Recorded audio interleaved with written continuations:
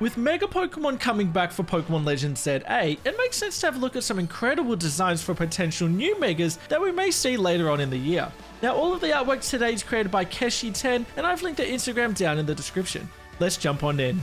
Starting off with Mega Dedenne, and I absolutely love this design. There's two things that I think stand out immediately. First of all is the bright fluorescent colors that we see, which is really standing out, but looks really nice. Now, the reason it's so bright is because the Mega Dedenne is attuned to radio waves, and it can go in and out of the digital world. But scientists aren't sure that while it's in the digital world, if it has cloned itself or it's just brought back a couple of friends as well. We can see obviously that there are 3 of them, and there's always 3 now. So think of it kind of like a Doug trio, how it's like 3 Digletts together. There's always the 3 Dedennes, and I think that looks really cool. I love how happy it is, and I really love the tails as well. I think that looks super cool. And just as a little sneaky add-on, there's like a Wi-Fi symbol in the belly, which I think looks really cool. Now, Mega Dedenne stays as an electric and fairy type Pokemon, and a lot of the Pokemon that we're going to see today stay as their original typing, but a few of them will change as well, so we'll keep an eye on that. Then next is Mega Dragalge, which is a poison and dragon type Pokemon. And I feel this kind of Pokemon reminds me a bit of a peacock. I think it's just the expression that it got, and it looks like it's almost showing off its plumage in a way. But this is based on the lionfish, which has very extravagant fins and designs and patterns on it, but is also very poisonous as well. And you can see we've obviously got the poison typing here as well now. I absolutely love the design for Mega Krookodile though, ground and dark type Pokemon. It's kind of got that wishy-washy vibe where lots of Sandiles have come and collected into one giant Pokemon, and that's because it's kind of based on baby crocodiles with their mother crocodile. We can see that Sandile in the mouth because mother crocodiles carry their babies in their mouths, and it looks like it's completely covered in sand as well. I think the black coloring looks really nice, but what the artist has done as well, you can see the big red circles on the snout, and almost looks like the Sandile in the mouth has got a big bow over it as well, which I think just looks very cute.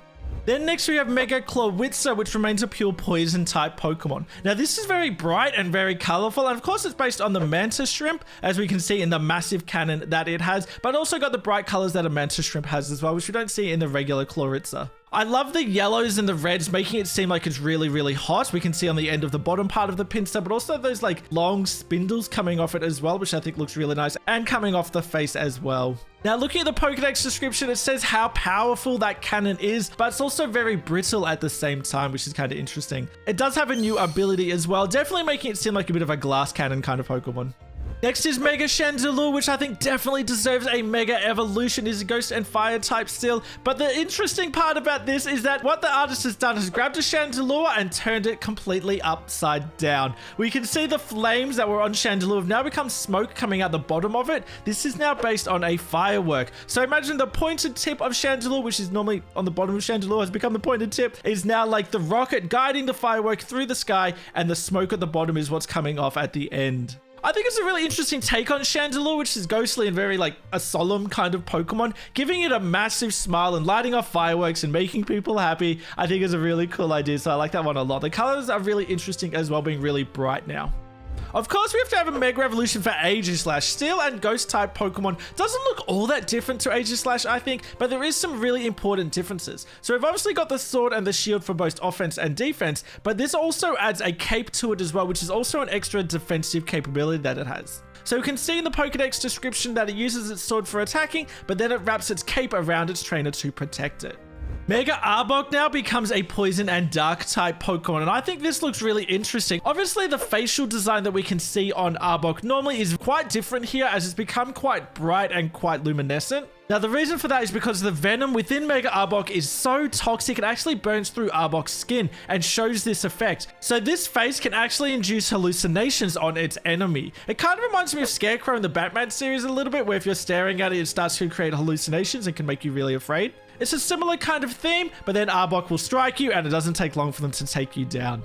Then next we have Mega Dragonite A. The artist has not yet created Mega Dragonite B, but that's going to come in the future. Now, if you remember in the anime, the first time we see Dragonite, one, he's giant, but second, he's the protector of the lighthouse. So this Pokemon is now based on the lighthouse. We can see the red and the white coloring striping around this Pokemon here, but also the massive yellowy glow that we see in its mouth is like the light from the lighthouse. So I think that's really cool, tying in that anime reference with our Mega Dragonite here as well.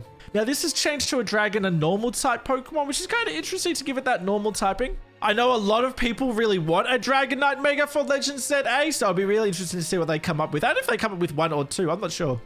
Next is Mega Talonflame, which remains a fire and flying type Pokemon. Now this is very clearly based on a Griffin, which I think is an entirely new twist on our Phoenix based Pokemon, which is really cool. Obviously we can see the entire back half of our Griffin now is fiery, or almost like lava in a way, or just made of pure fire, but the front half of Talonflame is kind of similar to what we already have, which I think is a really cool inspiration. It's got that fiery tail as well. Now this Pokemon is known to be very loyal, and now that it's got 4 legs, it's very adept on the ground as well as in the air.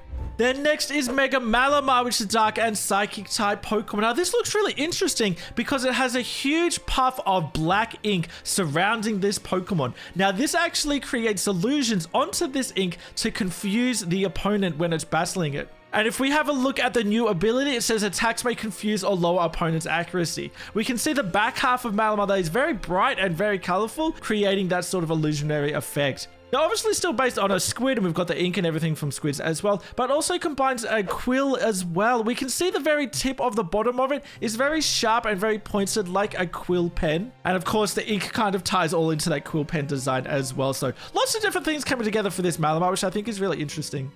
I'm a big fan of Mega Gogoat here. Pure grass type Pokemon. I think this looks intense. Now this is based on a quaking aspen tree known as Pando, and it has actually cloned itself and spread its roots over 100 acres of ground, and is considered the largest and most dense organism on Earth. So Gogoat uses this same kind of inspiration to be connected to all plant life around the world. And it's got the same coloring as the quaking aspen tree as well, those yellows and that oranges, creating a bit of a mane around its neck. But having a look at the legs, you can see the markings like we can see on those trees as well. But this Pokemon is known as a protector and prefers to heal rather than to battle opponents. Next is Mega Starmie, which remains a water and psychic type Pokemon. Now this is based on a UFO. We can definitely see within the shaping of this Pokemon, it has that very disc kind of look that we see for UFOs, obviously. But I think because Starmie almost looks like it's holding up this massive gemstone on the back of it, it almost reminds me of a meteorite instead, which I think I can imagine crashing into the ground. And looking at the Pokedex entry here, it says it can only be found at meteorite impact points, which kind of makes sense for a meteorite, but also for the UFO as well. This also has a new ability, which definitely looks like it can snowball within a battle, continually raising its special attack. Next, Mega Ariados remains a bug and poison type Pokemon, and I absolutely love this design as well. Obviously, we know Spinarak and Ariados have a face on the back of their abdomen, but I think the Mega Ariados really focuses on that as the most important part of our Ariados. We can see there's a lot more detail in that face. It almost looks like a mask, and it has a really large nose, which becomes a giant spike on the back of our Ariados. I think Ariados is really fit for a Mega, and I think if it had an ability like this, it would be absolutely insane. Upon entering battle, pull out the opponent's Pokemon with the least HP, which I think really works like a spider. I think really preying on the innocent and preying on the most weakest. I absolutely love the design for our Mega Emolga. It's electric and flying type still, but I think it looks so cool. Immediately when I first saw this, I thought of Kirby and his Warp Star, and that's what the artist has used for an inspiration as well, and of course shooting stars as well. I love that the body is still kind of small, but the wings coming out definitely in that star shape, and also very bright as well. I can imagine a Mega Emolga flying above you in the night sky, looking just like a shooting star, which looks really, really cool. I also love this Pokedex entry saying that after a few minutes, it becomes fatigued and naps. Next is Mega Garbodor, which is changed to a poison and steel type Pokemon now. We can definitely see why it says steel type, because one of its arms is a giant trash can cannon, and the other hand is a big excavator claw as well. So the steel type definitely makes sense. It's even got a little construction helmet on the middle of its head as well, which I think is really cool. I think Garbodor is such an underrated Pokemon. I'm a big fan of Trubbish and Garbodor. And literally on my stream last night, I was talking about G-Max Garbodor, how it has like a plane and a car and all sorts of different things within its body. I think a Mega Garbodor would be awesome as well, but I feel this doesn't look so silly compared to G-Max Garbodor. This definitely looks a lot more aggressive and a lot more dangerous, which is really nice, I think. Then next is Mega Hawlucha, which remains a fighting and flying type Pokemon. Now, I guess the shape of this Pokemon isn't all that different. The main thing that we can see is the coloring here. I'm definitely getting a Dia de los Muertos kind of vibe in the coloring here, especially with all the white all over its face as well. Almost looks like war paint, I guess, in a way as well. What we definitely can see different in the design are the massive gaps that it has now within the wings, and almost like these tail feathers, I suppose, are floating on their own. We can see in the deck's description that when it Mega Evolves, it is fixated on its rivalry with Annihilate, and that also pairs really well with its new ability where normal type attacks become ghost type and are boosted, so it will end up having boosted attacks against its enemy Annihilate. Next is Mega Florges, which remains a pure fairy type Pokemon. Now, the actual body from Florges hasn't changed all that much, but we can see it now has a massive shield of flowers. Now, it is based on a trellis with all the flowers on that trellis protecting the Florges. Now, the actual body is kind of weak itself, but now has that really large shield to protect it, which also ties into the fact that Florges has one of the highest special defenses of all fairy types. This is very much a defensive kind of Pokemon.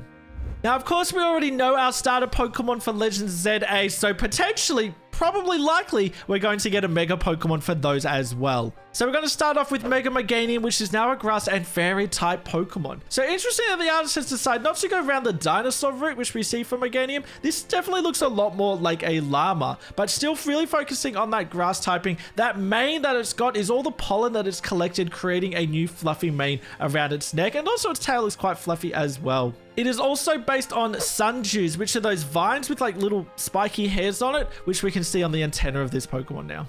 Next is the starter that I'm going to choose for Legends ZA. We have our Mega Feraligatr, which is now a water and dragon type Pokemon. Now, this is looking quite different to an alligator now. It's definitely a lot more on the dinosaur side of things. So it's based on a Stegosaurus, as we can see with those translucent spikes across the head, the back, and the tail of this Pokemon, but also kind of based on a Spinosaurus as well in that design, but more so because it is also bipedal now rather than quadrupedal like we'd see for a Stegosaurus. It's only got those little arms but strong back legs, but the body and the tail are really, really large and would have to be the main weapon for this Pokemon, I would say. And then our final Mega starter is Emboar, which is now a Fire and Steel type Pokemon. I think this is such a creative design. It's turned Emboar into a giant fiery cannon. We can see it doesn't even have arms, or maybe they're hiding within that lava, but it's got really strong, thick legs as well. We can also see along the cannon here, it's got the Fleur-de-Lis, definitely following in within our theme, or our French theme of Kalos, because it's going to be in Lumio City. So I like that it's got that tied to the region there as well.